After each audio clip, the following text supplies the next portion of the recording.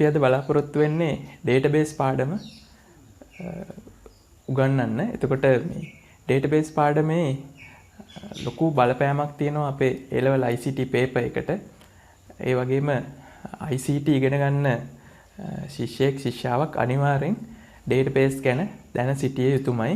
මොකද අපි ICT වල කතා කරන මේ පද්ධති පරිගණක පද්ධති නැත්නම් තොරතුරු පද්ධති හදද්දී අනිවාර්යෙන් ඔයාලගේ ඩේටාබේස් දැනුම ඉතාම වැදගත් වෙනවා. එතකොට මේ පාඩම වෙනත් නැත්නම් වෙනස්ම කොටසක් විදියට ඉගෙන ගන්න උත්සාහ කරන එක තමයි මේ ශිෂ්‍යයන්ට තියෙන ලොකුම ගැටලුව මං හිතන්නේ. මේ පාඩම අනිත් පාඩම් එක්ක සම්බන්ධ කරලා ඉගෙන ගත්තොත් ඇත්තටම ඉතා පහසුවෙන් තේරුම් ගන්න පුළුවන් පාඩමක්.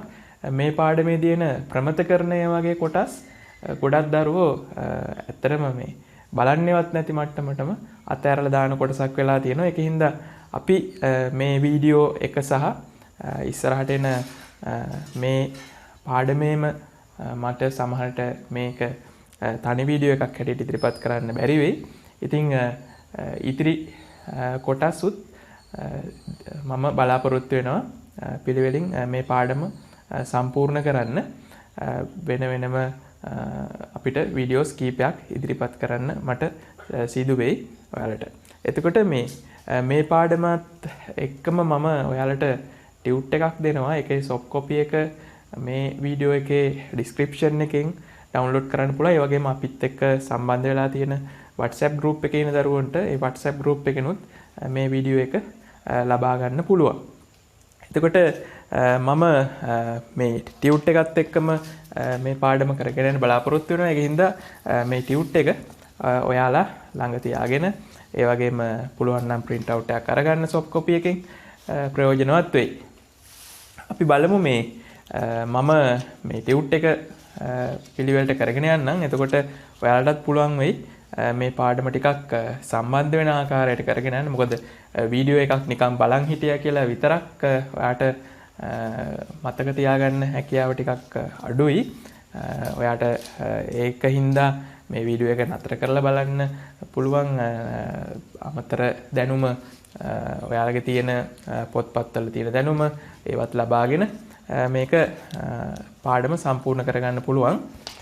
මම බලන්නම් මේ ටියුට් එකේ මම ඉස්සෙල්ලාම කතා කරලා තියෙන්නේ මුලින්ම කතා කරලා තියෙන්නේ දත්ත තොරතුරු සහ දත්ත සමුදාය ගැන තමයි කතා කරලා තියෙන්නේ.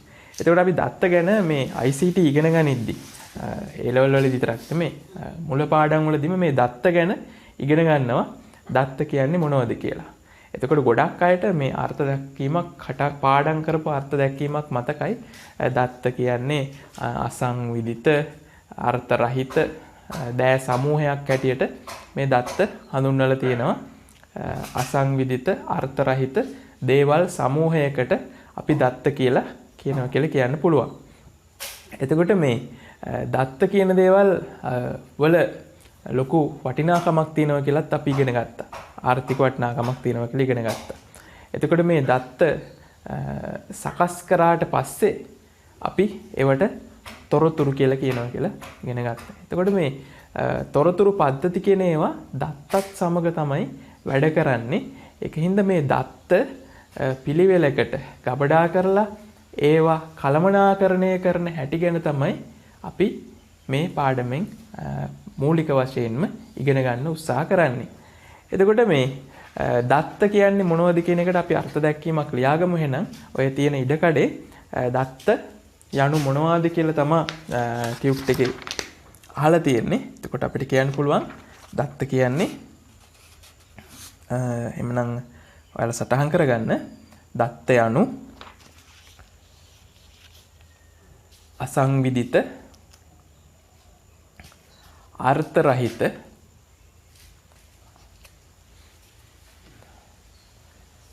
සැකසීමට ලක් නොවූ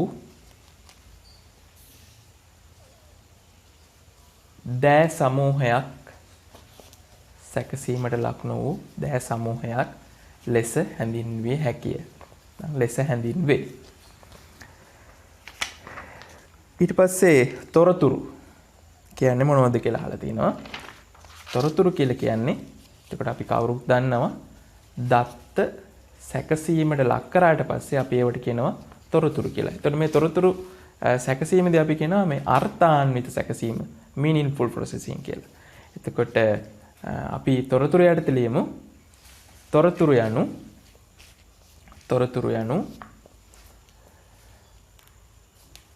අර්ථාන්විත සැකසීමකට ලක් කරන ලද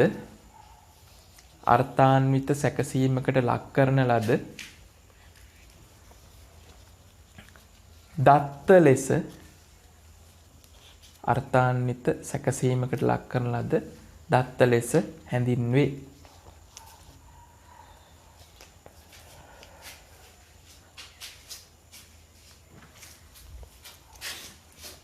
තව දෙයක් කියන්න පුළුවන් තොරතුරු කියන ඒවා තොරතුරු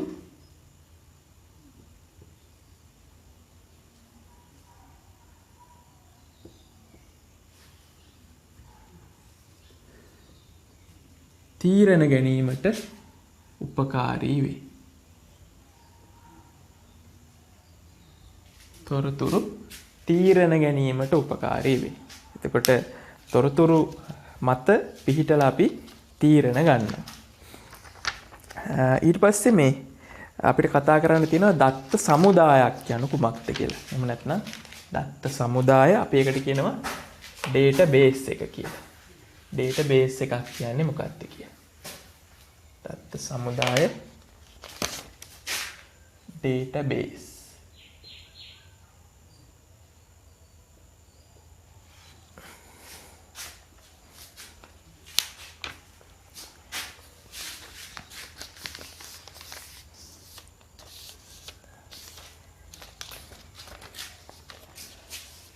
දත්ත සමුදායක් කියන එක අපිට සරලව කියන්න පුළුවන් යම්කිසි පද්ධතියකට අදාළව ඒකේ දත්ත ගබඩා කරලා තියෙන ස්ථානයක් හැටියට අපිට කියන්න පුළුවන් දත්ත සමුදායක් කියලා. එතකොට මේ දත්ත සමුදායවල තියෙන්නේ පරිගණකය තුල විතරක් නෙමෙයි. දත්ත සමුදායවල පරිගණකගත දත්ත සමුදායන් තියෙන්න පුළුවන්.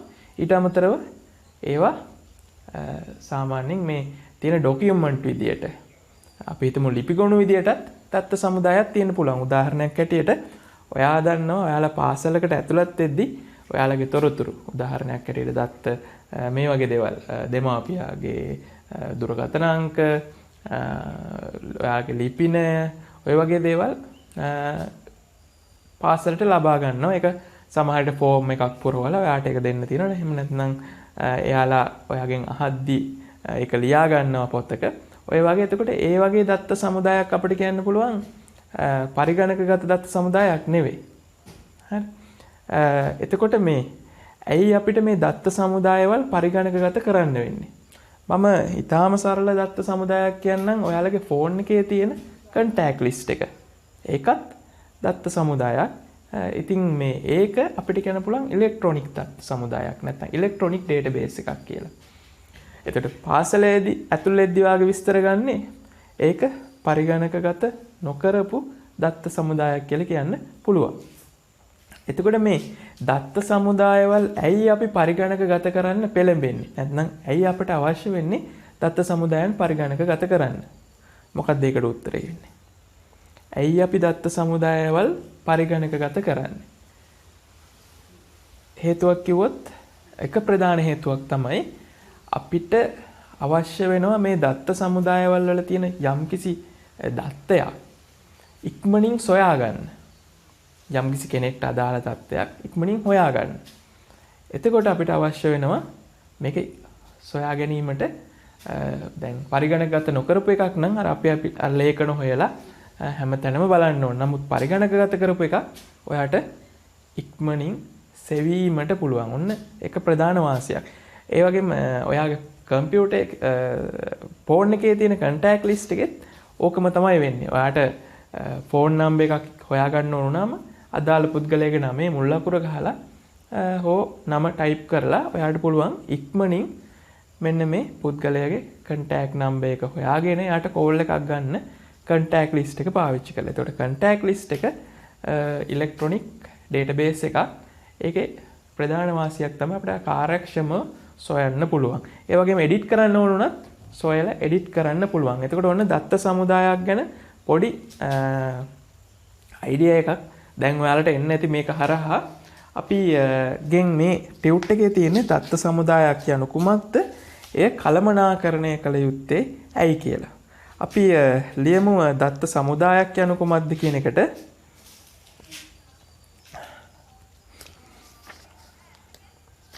දත්ත සමුදායක් යනු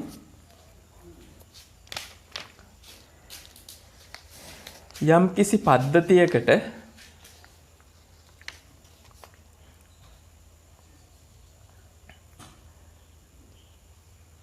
පද්ධතියකට අදාළ දත්ත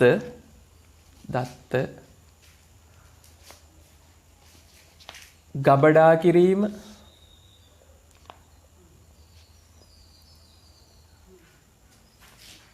කිරීම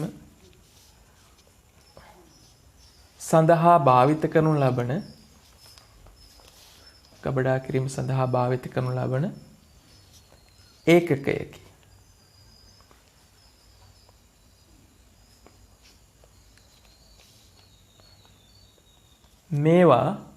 මේවා පරිගණකගත හා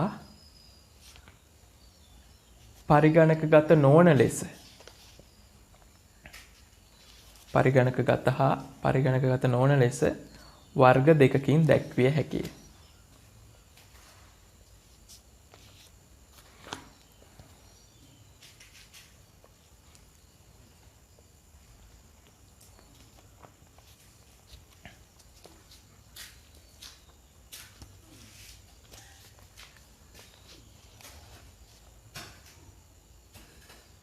අපි උදාහරණයක් ඕනනම් ලියා ගනිමු.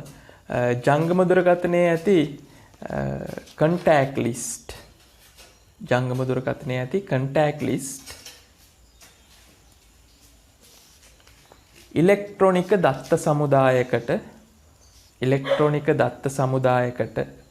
ඉලෙක්ට්‍රොනික දත්ත සමුදායකයකට සරල උදාහරණයක් ලෙස දැක්විය හැකිය.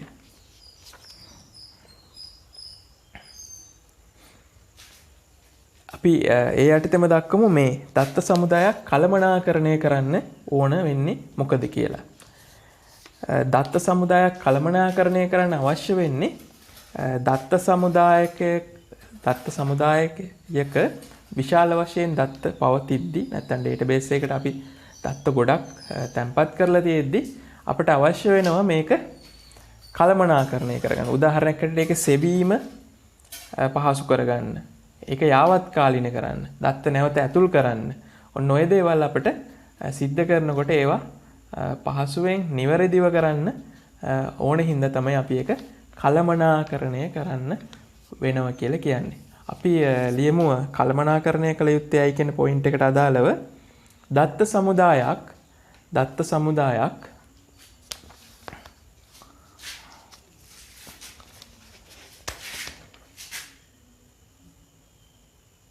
සංකීර්ණවත්ම එහි දත්ත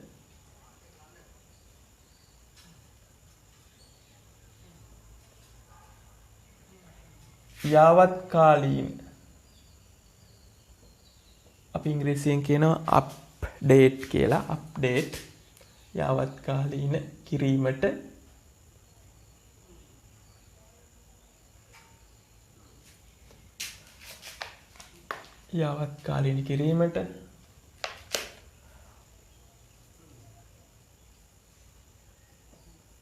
අලුතින් දත්ත එකතු කිරීමට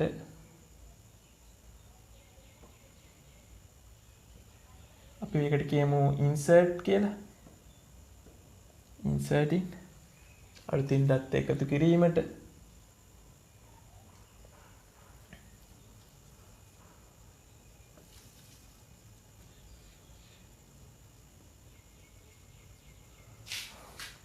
දත්ත මැකීමට ඒකට අපි කියනවා delete කරනවා කියලා.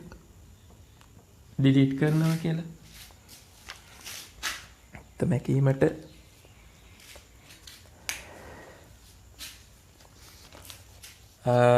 ඊට අමතරව දත්ත මැකීමට අමතර අපිට කියන්න පුළුවන් මේ තවත් දේවල් ගොඩක් තියෙනවා. data backup තියාගන්න පුළුවන්. ওই වගේ දේවලුත් අපි දැනට මේ ප්‍රධාන කාරණා තුන දක්වමු. යාවත් කාලනි කිරීමට, අලුතෙන් දත් එකතු කිරීමට, දත්ත මැකීමට වැනි කරුණු සඳහා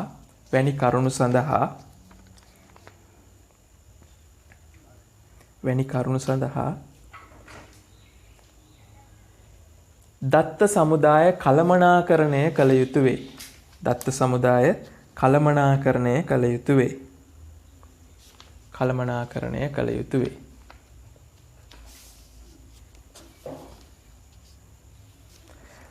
හරි.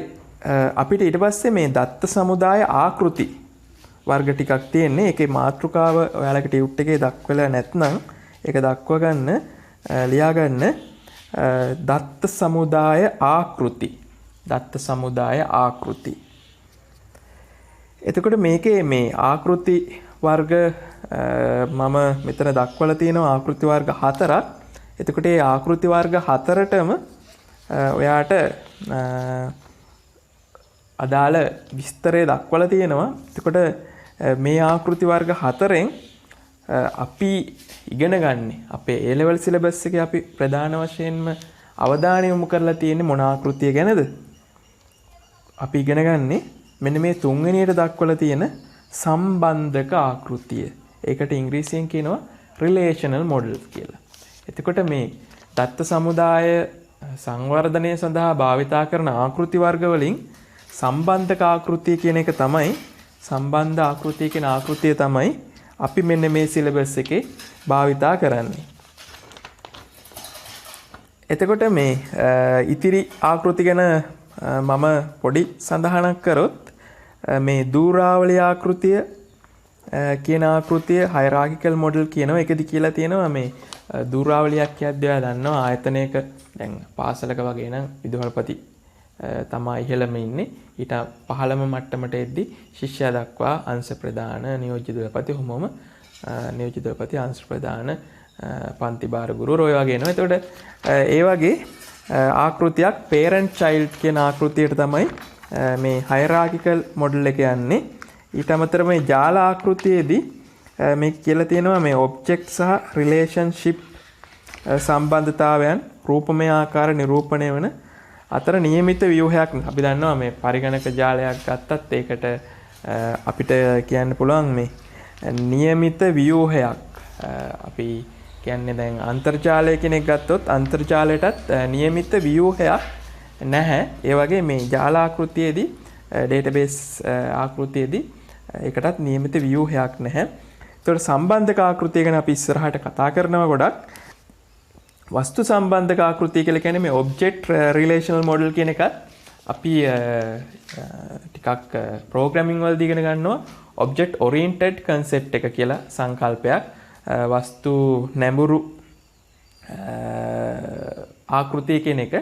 එතකොට ඒ ආකෘතියත් එක්කම සම්බන්ධ වන database model එකක් තමයි මේ object relational model කියලා කියන්නේ. එතකොට අපි සම්බන්ධක දත්ත සමුදාය ආකෘතියේ මූලිකම අංග කතා කරනවා මෙතනදී 3ක් ගැන. අපි මේවා සාමාන්‍යයෙන් අපිට මතක තියාගන්න පහසුයි. ඒකේ ප්‍රධානම දෙයක් තමයි මූලික අංගයක් තමයි වගු කියලා කියන්නේ. වගු ගත්තට පස්සේ අපි පොඩි කාලේ ඉඳලා වගු ගැන දන්නවා. අපි මෙතනදී කතා කරන්නේ මේ දත්ත වගු ගැන, data table ගැන. දත්ත වගු කියන ඒවා database එකක සමන්විත වෙන මූලික අංග ජාතියක් තමයි මේ වගු කියන එක. දත්ත වගු. එතකොට මේ දත්ත වගුවක් අපිට ගත්තොත් ශිෂ්‍යයා ගැන තොරතුරු තියෙන වගුවක් අපිට කියන්න පුළුවන් ශිෂ්‍ය දත්ත වගුව නැත්නම් ශිෂ්‍ය වගුව කියලා නම් කරන්න පුළුවන්. එතකොට මම මේ පොඩ්ඩක් මෙතනදී භාවිත කරන්නම් ඔයාලට සාමාන්‍ය පොඩි වගුවක්. ඊට අමතරව මේ වීඩියෝ එකේ ඔයාලට වගු ආකෘති ගැන වගුවක් ගැන තව ඉතා පැහැදිලි වෙන විදිහට උදාහරණයකුත් මම දක්වන්නම්. එතකොට අපි ගත්තොත් ශිෂ්‍ය වගුව කියලා පොඩියට ටේබල් එකක් ශිෂ්‍ය වගුවේ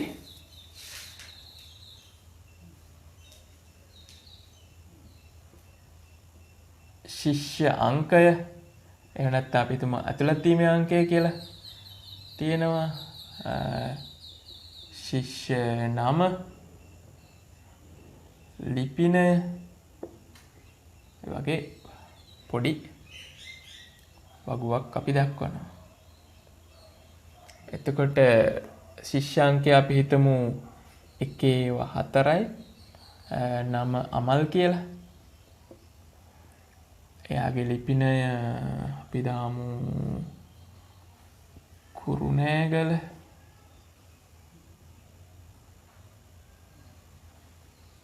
එකයි, දෙකයි, තුනයි, හතර සුනිල්. එයා අපි දාමු කොළඹ. එකයි, දෙකයි, තුනයි, පහ කමල්. පියා දාමු කල්ගමුව. එතකොට ඔන්න මම පොඩි සරල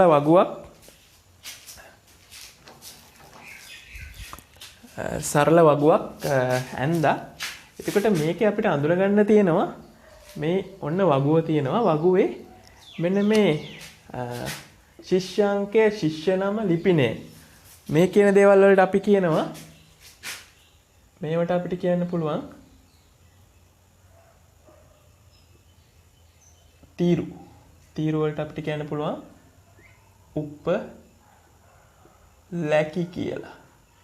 අපි මේවට ඇට්‍රිබියුට්ස් කියලාත් කියනවා, ෆීල්ඩ්ස් කියලාත් කියනවා, උපලක්ෂණ කියලාත් කියනවා. අපි සිංහලෙන් මේ වචනේ කියන්නේ උපලැකි කියන වචනේ තමයි පාවිච්චි කරන්නේ. එතකොට මේ වගුව උපලැකි 3ක් නැත්නම් උපලක්ෂණ 3ක් අඩංගු වෙන වගුවක්. අපි මෙන්න මේ එක ශිෂ්‍යයෙක් ගැන තියෙන තොරතුරු මේක අපි කියනවා තිරස් අතට එක ශිෂ්‍යයෙක් ගැන තියෙන තොරතුරු වලට අපි ඒවට කියනවා උපලැකි යාන කියලා. උපලැකි යාන.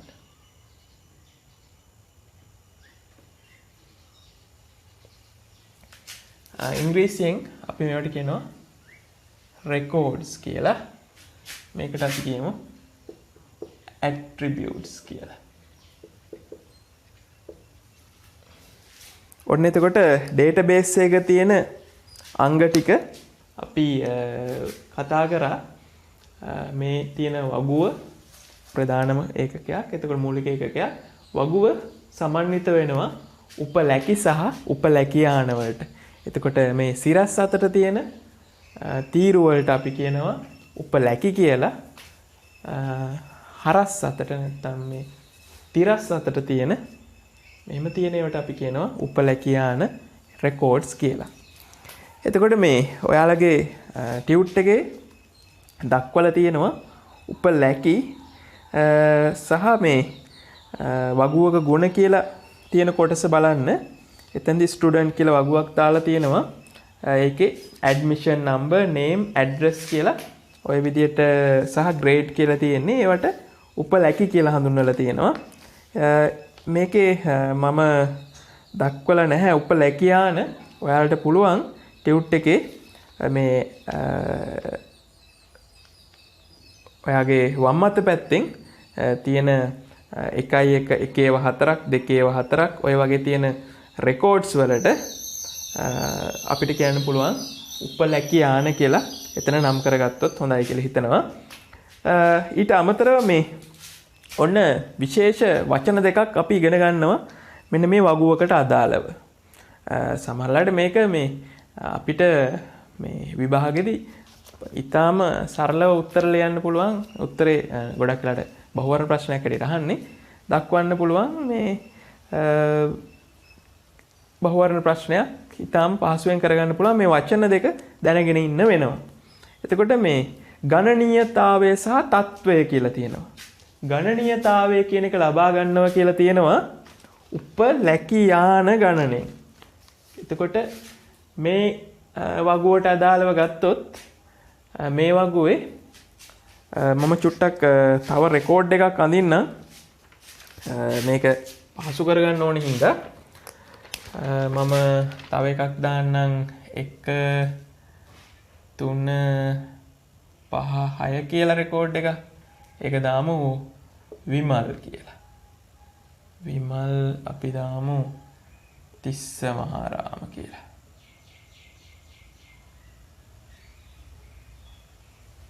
එතකොට ඔන්න මේකේ දැන්ට රෙකෝඩ් කීයක් තියෙනවද? රෙකෝඩ්ස් කලින් 3ක් තිබ්බා. දැන් ඔන්න මම අලුතෙන් රෙකෝඩ් එකක් දැම්මා. දැන් තියෙනවා රෙකෝඩ්ස් 4ක්. එතකොට මේ වගුවට අදාළව ගණනීයතාවය අපිට කියන්න පුළුවන් 4යි කියලා. අපි මේ කොලම් වල නම් තියෙන පේලිය ගණන් ගන්න නැහැ. දත්ත ගබඩා කරලා තියෙන පේලි මෙතන තියෙනවා 4ක්. ඒකින්ද මේකේ ගණනීයතාවය ලබා ගන්න අපි උපලැකියාන ගානෙන්. එතකොට ගණනීයතාවය සමානයි උපලැකියාන ගණන සමානයි ගණනීයතාවය. ඊට අමතරව එතකොට මේකේ හැටියට නම් උපලැකියාන තියෙනවා 4ක්. ඒකින්ද ගණනීයතාවය එනවා 4යි කියලා. තත්වය කියන්නේ මොකක්ද කියලා ඊට පස්සේ කතා කරන්න තියෙන්නේ. තත්වය කියලා කියන්නේ මෙන්න මේ වගුවේ කොච්චර තියෙනවද? වගුවේ කොච්චර ඇට්‍රිබියුට්ස් නැත්තම් උපලැකි තියෙනවද කියලා. ඒකට උපලැකි ගාණෙන් අපිට ලැබෙනවා තත්වය කියන එක. තත්වය මම අල්තයිනු ටිකක් එක්ක ලියලා දෙනවා. හරි. තත්වය ලැබෙන්නේ අපට උපලැකි සංඛ්‍යාවෙන්. එතකොට ඔන්න වගුවක් දීලා ඒකේ ගණනීයතාවයයි තත්වයයි මොකක්ද කියලා අහුවොත් ඔයා බලන්න ඕන ගණනීයතාවය කියන්නේ වගුවේ රෙකෝඩ්ස් කොච්චරක් තියෙනවද කියන එක. ඊට අමතරව තත්වය කියන එක ඔයා බලන්න ඕන. තත්වය බලන්නේ ඒ වගුවේ උපලැකි නැත්නම් ඇට්‍රිබියුට්ස් කීයක් තියෙනවද කියලා බලන්න. එතකොට ඔන්න ඊට පස්සේ අපිට උට්ටේ කතා කරන්නේ දත්ත සමුදාය පද්ධතියක සංරචක. සාමාන්‍යයෙන් ඔයාලා මේ ඉගෙන ගන්නවා මේ පරිගණක පද්ධතියක සංරචක. පරිගණක පද්ධතියේ සංරචක ගත්තට පස්සේ මොනවද තියෙන්නේ? පරිගණක පද්ධතියේ සංරචක තමයි අපි ඉගෙන ගන්නවා දෘඩාංග, මෘදුකාංග, ජීවාංග, ස්ථිරාංග. දෘඩාංග, මෘදුකාංග, ස්ථිරාංග, ජීවාංග කියලා කියමු. ඔන්න ඔය 4 අපි කියනවා පරිගණක පද්ධතියක සංරචක කියලා. මේ කතා කරන්න හදන්නේ දත්ත සමුදාය පද්ධතියක සංරචක. එතකොට ඒකෙදිත් දෘඩාංග කියන එක තියෙනවා. දත්ත සමුදාය පද්ධතියක අනිවාර්යෙන් ප්‍රධාන සංරචකයක් තමයි දත්ත තියෙන්න ඕන. දෘඩාංග කියලා කියන්නේ ඒවා ගබඩා කරලා තියෙන ඩිස්ක් වගේ දේවල්. ඒවා තියෙන්න ඕන. ඊට අමතරව මේ මෘදුකාංග තියෙන්න ඕන. දත්ත සමුදාය කළමනාකරණය කරන්න තියෙන මෘදුකාංග ගැන අපි ඉස්සරහට ඉගෙන ගන්නවා. දත්ත සමුදාය කළමනාකරණය කරන මෘදුකාංග තියෙන්න ඕන. ඊට අමතරව මේ දත්ත සමුදායවල වල වැඩ කරන පරිශීලකයෝ ඉන්න ඕන. ඒකින්ද පරිශීලකයෝ කියන කොටසත් මේකට අයිති වෙනවා. ඔන්න එතකොට සංරචක මොනවද? දත්ත තියෙන්න ඕන, දෘඩාංග තියෙන්න ඕන, මෘදුකාංග තියෙන්න ඕන. ඊට අමතරව පරිශීලකයෝ ඉන්න ඕන. ඔන්න එතකොට දත්ත සමුදාය පද්ධතියක සංරචක කිව්වොත් එච්චර අමාරු නෑ මේක මතක තියාගන්න. අන්න අර විදියට හිතන්න. දත්ත තියෙන්න ඕනේ, ඒව ගබඩා කරලා තියෙන දේවල් තියෙන්න ඕනේ. ඒවත් එක්ක වැඩ කරන් මෘදුකාංග තියෙන්න ඕන සහ ඒවයි වැඩ කරන අය ඉන්න ඕනේ. ඒ කියන්නේ පරිශීලකයෝ ඉන්න ඕන. ඔන්න මේ ඊට පස්සේ තමයි මේ ඇත්තටම මේ පාඩමේ අපි ඉගෙන ගන්න නමෙන් එන්නේ අපේ සිලබස් එකේ තියෙන්නේ දත්ත සමුදාය කළමනාකරණ පද්ධතිය. එතකොට මේ අපි කලින් චුට්ටක් කතා කරා ඇයි අපිට දත්ත සමුදාය කළමනාකරණය කරන්න අවශ්‍ය වෙන්නේ කියලා. මොකක්ද අපි එතනදි කිව්වේ? අපි කිව්වා ඇයි දත්ත සමුදායක් කළමනාකරණය කරන්න ඕන වෙන්නේ කියද්දි අපි කිව්වා දත්ත සමුදායක වල මෙන්න මේ දේවල් කරන්න ඕනේ කියලා. දත්ත සමුදායක් යාවත් කාලීන ඒකේ තියෙන දත්ත යාවත් කාලීන කරන්න ඕනේ කිව්වා. ඊට පස්සේ අලුතින් දත්ත එකතු කරන්න ඕනේ කිව්වා. ඊට පස්සේ තියෙන දත්ත මකන්න ඕන වෙනවා කියලා කිව්වා. ඔන්න ඔය දේවල් කරන්න වෙන හින්දා අපි කිව්වා දත්ත සමුදායක් කළමනාකරණය කරන්න අවශ්‍ය වෙනවා කියලා. ඇත්තටම මේ දත්ත සමුදායක් කළමනාකරණය කරන්න පොඩි දේවල් අපි ඉගෙන ගන්නවා මේ අපේ සිලබස් එකේ තියෙන මේ අපේ සිලබස් එකේ තියෙන කිව්වේ අදහස් කරේ මේ A level සිලබස් එකට කලින් O level සිලබස් එකේදීත් අපි දත්ත සමුදායක් කළමනාකරණය කරන්න ඉගෙන ගන්නවා. ඒකට අපි පාවිච්චි කරන යෙදුම තමයි මොකක්ද? අපිට Microsoft පැකේජ් එකේ දෙනවා MS Access කියලා එකක්.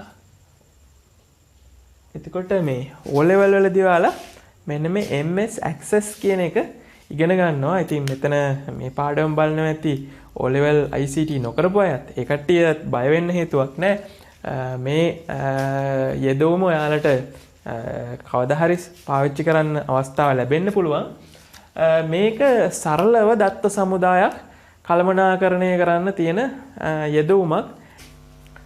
MySQL වලට අමතරව අපි ඊට අමතරව DBMS නැත්නම් Database Management System ගණනාවක් තියෙනවා. ඒ වයින් කීපයක් තමයි මේ ටියුට් එකේ දක්වලා තියෙන්නේ. එතකොට Microsoft සමාගමේ තියෙනවා MS SQL Server එක, PostgreSQL, DBase, ඔය වගේ Oracle, ඔය වගේ කීපයක් මේ ටියුට් එකේ දක්වලා තියෙනවා Database Management Systems.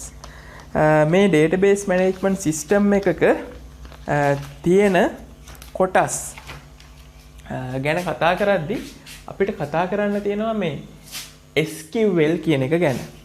SQL කියලා කියන්නේ Standard Query Language කියන එක. මේ ව්‍යුහගත විමසුම් භාෂාවක් හැටියට තමයි සිංහලෙන් කියලා තියෙන්නේ. මේක මේ අපි කලින් කතා කරපු හැම DBMS application එකකටම පොදු language එකක් තමයි මේ SQL කියලා කියන්නේ. එතකොට අපි MySQL ඉගෙන ගනිද්දිත් SQL පාවිච්චි කරනවා. Microsoft SQL Server එකෙත් SQL පාවිච්චි කරනවා. PostgreSQL වලත් පාවිච්චි කරනවා. ඒ වගේ හැම language එකක්ම මෙන්න මේ SQL කියන එක පාවිච්චි කරනවා. මේකට SQL කියලත් කෙටියෙන් කට්ටිය කතා කර කියනවා SQL කියලත්. එතකොට මේ SQL එක ප්‍රධාන කොටස් තුනකින් අපි කියනවා. එකක් තමයි දත්ත නිර්වචන භාෂාව කියන එක. ඒක ඔයාගේ ටියුට් එකේ තියෙනවා. ඒකට අපි ඉංග්‍රීසියෙන් කියනවා data definition language කියලා. ඊට අමතරව දත්ත හැසුරුම් භාෂාවට අපි කියනවා data manipulation language කියලා. කෙටි යෙදුම තමයි DML data manipulation language DML. ඊට අමතරව දත්ත ශබ්දකෝෂය කියන එක data dictionary කියලා කියනවා. එතකොට මේ දත්ත නිර්වචන භාෂාව, හැසුරුම් භාෂාව සහ දත්ත ශබ්දකෝෂ කියන ඔය වර්ග තුන එකතු වෙලා DBMS එකක මෙන්න මේ SQL කොටස හැදිලා නැත්නම් DBMS එකක වැඩ කිරීමට දායක වෙන ප්‍රධාන කොටස් තුනක් තමයි මේ කතා කරලා තියෙන්නේ. එතකොට මේ කොටස් ගැන කිව්වොත් දත්ත නිර්වචන භාෂාවක් අපේ database එකක් දක්වන්න වගේ දේවල් වලට නැත්නම් table හදන්න ඔය වගේ දේවල් වලට පාවිච්චි කරනවා. ඊට පස්සේ අපි මේ හැසුරුම් භාෂාවෙන් තමයි මේ database එකේ කරන මෙහෙයුම් අපි හිතමු insert කරන ඒවා, update කරන ඒවා, delete කරන ඒවා ඔය වගේ දේවල් සඳහා පාවිච්චි කරනවා. ඊට පස්සේ දත්ත ශබ්දකෝෂ කියලා කියන්නේ data ගැන තවත් තොරතුරු දක්වලා තියෙන ව්‍යුහයකට කොටසකට අපි කියනවා දත්ත ශබ්දකෝෂ කියලා. මෙන්න මේ දේවල් විශේෂයෙන්ම අපි මේ DML සහ DDL කියන දෙක අපි කතා කරනවා ඉස්සරහට SQL කොටසේදී.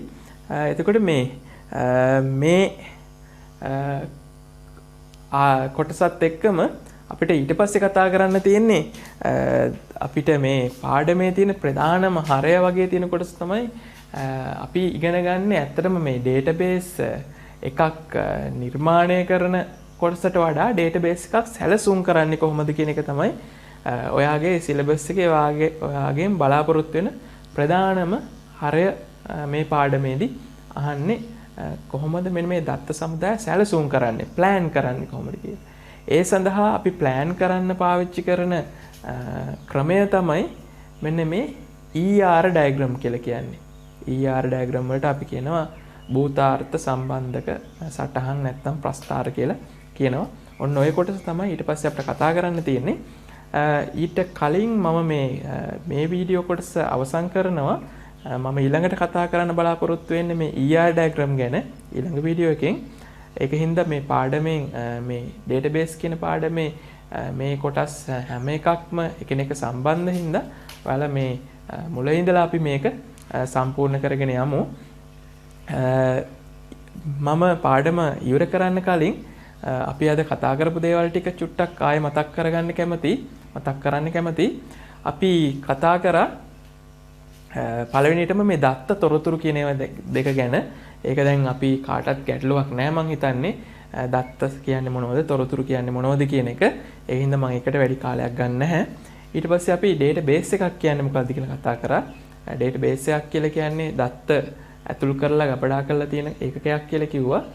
එතකොට ඩේටාබේස් එකක තියෙන දේවල් ගැන කතා කරාට පස්සේ වගුව කියන එක ගැන කතා කරා. වගුවක් තුල තියෙන ඒකක දෙකක් තමයි ඇට්‍රිබියුට්ස් නැත්නම් උපලැකි සහ උපලැකියාන රෙකෝඩ්ස් කියන දෙක. එතකොට මෙන්න මේ වචන දෙකත් එක්කම අපි තවත් පද දෙකක් ඉගෙන ගත්තා. ඒව තමයි තත්වය සහ ගණනීයතාවය කියන එක. තත්වය කියන එක අපි කිව්වා තත්වය කියන එක වගුවක තත්වය කියන එක ලබා ගන්න පුළුවන් වගුවේ තියෙන කොලම්ස්. මෙලා ටේබල් එක නැහැ බෝඩ් එකේ. කොලම්ස් වලින් එහෙම නැත්නම් තීරු වලින් අපිට තත්වය ලබා ගන්න පුළුවන් කියලා කිව්වා. අපි ඒ කියන්නේ උපලැකියාන ගාන සමානයි තත්වය කියලා කියන්න පුළුවන්. උපලැකි ගාන සමානයි තත්වය කියලා කියන්න පුළුවන්. ඒක නිවැරදි කරන්න ඕන. උපලැකි ගාන තමයි සමාන වෙන්නේ තත්වයට. උපලැකියාන ගාන සමාන වෙනවා මොකටද? උපලැකියාන ගාන සමාන වෙනවා ගණනීයතාවයට. ගණනීයතාවයට සමාන වෙනවා උපලැකියාන සංඛ්‍යාව. හරිනේ. එතකොට ඔන්න ඒ දෙක ගැනත් අපි කතා කරා. ඊට පස්සේ අපි කතා කරන්නේ මොකද්ද මේ ඩේටාබේස් එකක තියෙන සංරචක දත්ත සමුදාය පද්ධතියක තියෙන සංරචක කියලා. සංරචක වර්ග අපි කතා කරද්දි කිව්වා අනිවාර්යෙන් දත්ත තියෙනවා. දත්ත දෘඩාංග ඊට පස්සේ මෘදුකාංග සහ පරිශීලක කියන ඔය කොටස් වලින් දත්ත සමුදායක් සකස් වෙලා තියෙනවා කියලා. ඊට පස්සේ අපි කතා කරා දත්ත සමුදාය කළමනාකරන පද්ධතියක් ගැන. අපි කිව්වා දත්ත සමුදාය කළමනාකරන පද්ධති කියලා කියන්නේ දත්ත සමුදායක් කළමනාකරණය කිරීම සඳහා විශේෂිත වූ මෘදුකාංග වලට දත්ත සමුදාය කළමනාකරන පද්ධතියක් කියනවා කියලා කිව්වා. DBMS එකක් කියලා. ඊට පස්සේ අපි DBMS වර්ග කීපයක් ගැන කතා කරා. ඒක යටතේ ප්‍රධානම MySQL, MS SQL Server, PostgreSQL, DBase ඔය කියන database management system software වර්ග හැඳින්නුවා. ඊට පස්සේ අපි කතා කරා මේ database management system එක තියෙන කොටස් හැටියට data definition language, data manipulation language සහ data dictionary කියන ඒවා. දත්ත නිර්වචන භාෂාව, හැසුරුම් භාෂාව සහ දත්ත ශබ්දකෝෂ වලින් මෙන්න මේ DBMS එකක් සමන්විත වෙනවා කියලා. එහෙනම් මෙන්න මේ කොටස් ටික හොඳට මතක තියාගන්න ඔයාලා. අපි ඊට පස්සේ කතා කරන්නේ මේ කොහොමද ER diagram අඳින්නේ කියලා. හරි.